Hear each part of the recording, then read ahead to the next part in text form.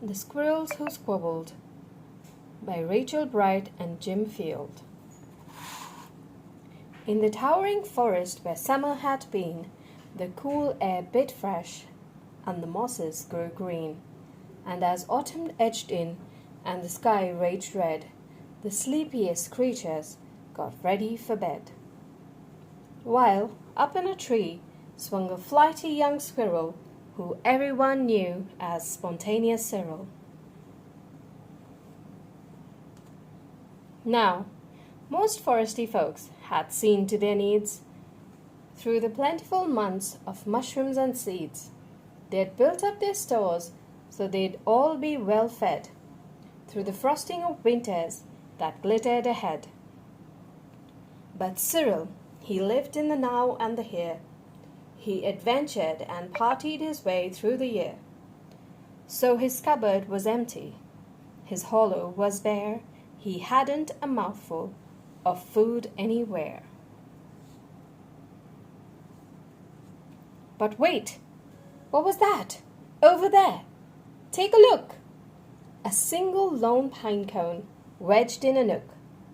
He squealed with delight, and for very good reason, for inside were the very last nuts of the season.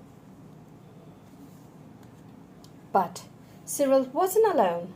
There were more hungry eyes. Yes, plan ahead Bruce had his sights on the prize. Though he'd gathered a mountain of bounty, hard-fought Bruce was convinced he was one pine cone short. I simply must have it, he wistfully cried, as he dreamt of the fresh, juicy pine nuts inside. So, as Cyril set off on his way to the ground, Bruce, he was also last pine cone bound. They sprinted and scurried with no time to gamble. They scattered at the bark in their scampering scramble. But their panic and haste shook the tip of the spruce, and the pine cone, it trembled, and then it came loose. Both squirrels chased at a lightning pace. It was the start of a wild nutty race. "It's mine!" shouted Cyril. "No, it's mine!" hollered Bruce. "You don't stand a chance. Give up, it's no use." "I'm hungry!" cried Cyril. "This cone is not yours." "Stay back!" shouted Bruce. "This cone's for my stores." It boinged over bushes and flew through the air. It binged on the nose of a slumbering bear. It bounced over boulders.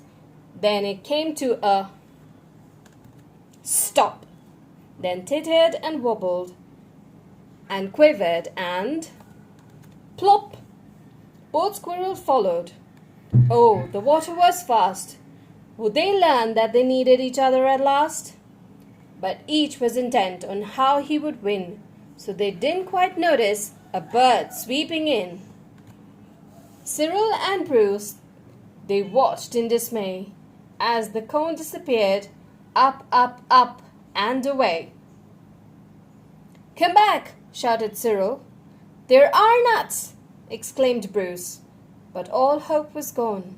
It was simply no use. And meanwhile, they drifted right up to the ledge. Greed, it was driving them over the edge.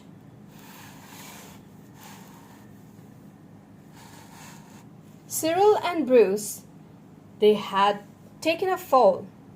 They were paying the price for wanting it all. They squandered their chances to team up and share. Would their nutty young hopes simply end in despair?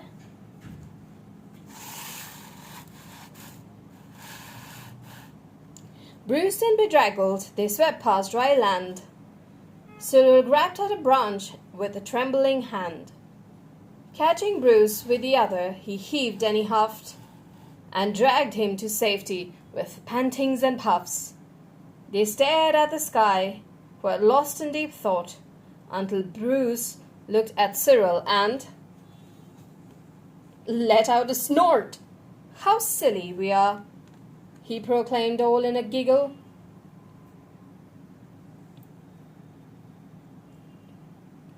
How greedy I've been, spluttered Bruce with a giggle.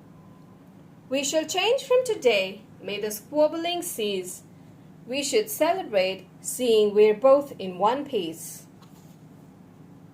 From that day and forward, they made a great pair. They would gather together and found they could share. Yes, Cyril and Bruce, they knew in the end.